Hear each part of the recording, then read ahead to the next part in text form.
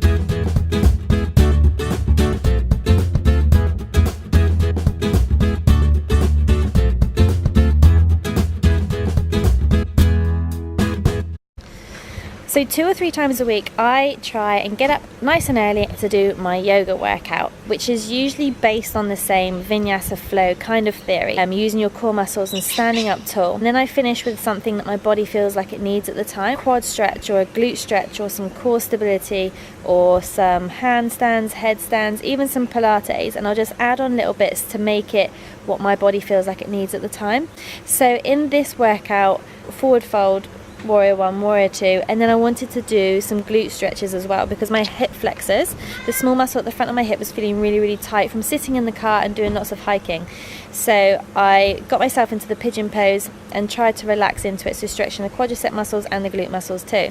I've sped it up here so you can quickly see what I'm doing, but I've added another video down below, so have a little look at it and give it a try in your own time. Yoga is something that I've only really recently got myself into big time. Maybe in the last 8 years. Before that, yoga and Pilates, I didn't really understand it. It was all about the high intensity.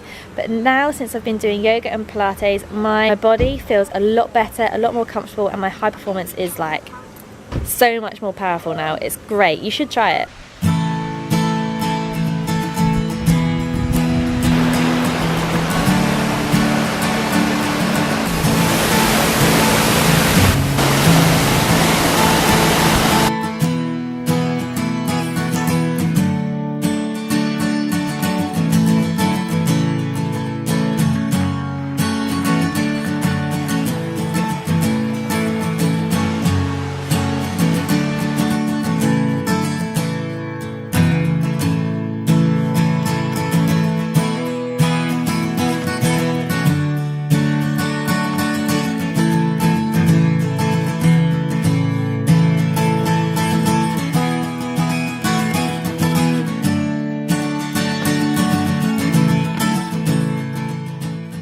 I've discovered I'm definitely a trees and sea girl rather than a tall buildings girl. I think I knew it anyway, secretly, but I'm so much happier when I'm covered with the trees and the sea. Nature is throwing water off a cliff. It shouldn't be made into a tourist attraction, which is what annoyed me about the waterfall in Bali. I felt like I couldn't really enjoy it. But these waterfalls are beautiful and they are allowed to be waterfalls. That's the way it's meant to be, right? Now also imagine the Europeans coming over to Australia when they are discovering it and coming through this rainforest. How awesome would that adventure be?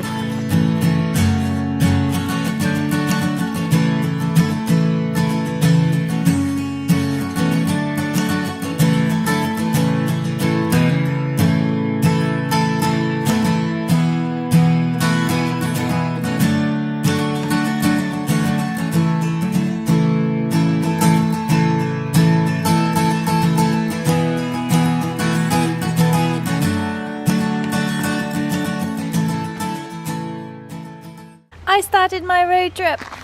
I'm so excited about this. This is my wagon. So I'm in Phillip Island now and I'm ready for a day of adventure.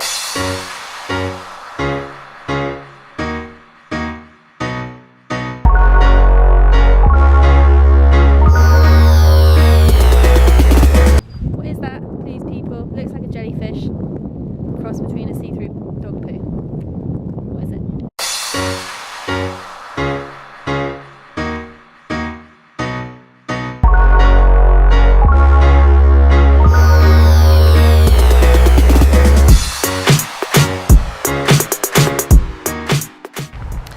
So last night I went to Penguin Parade and watched a bunch of small penguins, I think that's what they're called, come in from the sea from their day of fishing, come up the beach and then find their burrows to feed their family and their babies because it's breeding season, and it was the cutest thing ever. But I couldn't film it because they've got this law that you can't film the penguins, which is fine. They were cute, and today I'm at a koala conservation, so I'm going to see some koala in the trees. I am excited.